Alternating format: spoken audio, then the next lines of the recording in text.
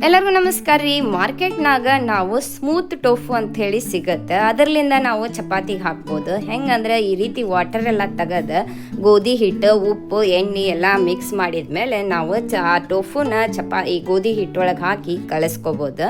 ಚೆನ್ನಾಗಿ ನಾವೆಲ್ಲ ಮಿಕ್ಸ್ ಮಾಡಿದ್ಮೇಲೆ ಎಷ್ಟು ಬೇಕು ಅಷ್ಟು ವಾಟರ್ ಆ್ಯಡ್ ಮಾಡಿ ಚಪಾತಿ ಹಿಟ್ಟನ್ನು ನಾವು ಕಲಿಸ್ಕೋಬೇಕು. ಈ ಟೋಫು ಆರೋಗ್ಯಕ್ಕೆ ತುಂಬ ಒಳ್ಳೆಯದ್ರಿ, ಹೆಲ್ದಿ ಫುಡ್ ಅಂತಾರೆ. ಟೋಫು ತಿನ್ನೋದ್ರಿಂದ ನಮ್ದು ಹಾರ್ಟ್ ಬ್ರೋನಿಗೆ ಚಲೋ ಅಂತಾರ. It's good for health and bone ಅಂತಂತಾರ. ಈ ರೀತಿ ಚಪಾತಿ ಹಿಟ್ಟು ನಾದೋವಾಗ ಸ್ವಲ್ಪ ನಾವು ಟೋಫುನು ಹಾಕಿ ಚಪಾತಿ ಹಿಟ್ಟು ನಾದಿದ್ರೆ ನಮ್ಗೆ ಹೆಲ್ದಿ ಆದಂಥ ಚಪಾತಿನೂ ರೆಡಿ ಆಗ್ತಾವೆ. ಅದ ಅಂತಾರಲ್ಲ, small changes makes big result ಅಂತ ಹೇಳಿ. ಈ ರೀತಿ ಚಪಾತಿಗೆ ನಾವು ಎಣ್ಣೆ ಹಚ್ಚಿ ಮಾಡೋದ್ರಿಂದ ಚಪಾತಿ ಸ್ಮೂತಾಗಿ ಬರ್ತಾವೆ.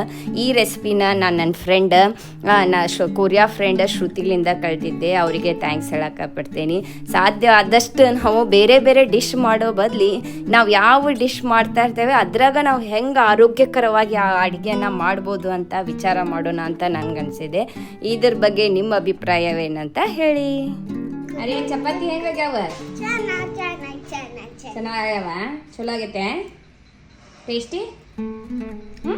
ಹೆಲ್ದಿ ಫುಡ್ ತಿನ್ಬೇಕಾ ತಿನ್ನಬಾರ್ದ? ಎದಕ್ಕೆ ತಿನ್ಬೇಕಾ? ಸಿಂಗಾಪುರದಲ್ಲಿರುವಂಥ ಪ್ಲೇಗ್ರೌಂಡು, ಇಲ್ಲಿ ಸಾಕಷ್ಟು ಫಿಸಿಕಲ್ ಆ್ಯಕ್ಟಿವಿಟಿ ಎಲ್ಲ ಇರುತ್ತೆ. ಈ ರೀತಿ ಆ್ಯಕ್ಟಿವಿಟಿ ಮಕ್ಕಳ ಕಡೆಯಿಂದ ನಾವು ಮಾಡಿಸೋದ್ರಿಂದ ಅವರಿಗೆ ಟಯರ್ಡ್ ಆಗ್ತಾರ, ಆಮೇಲೆ ಅವರಿಗೆ ಹಸಿವು ಚೆನ್ನಾಗಾಗತ್ತೆ, ನಿದ್ದೆ ಮಾಡ್ತಾರ. ಮೇನ್ ಆಗಿ ನಾವು ಸ್ಕ್ರೀನ್ ಟೈಮ್ನ ಅವಾಯ್ಡ್ ಮಾಡ್ಬೋದು. ಪ್ಲೇ ಮಾಡೋದು good job and bad job ಅದ. ಮತ್ತು ಟಿ ವಿ ನೋಡೋದು, ಮೊಬೈಲ್ ನೋಡೋದು ಆರ್ಯ ನೋಡ್ತಾನ?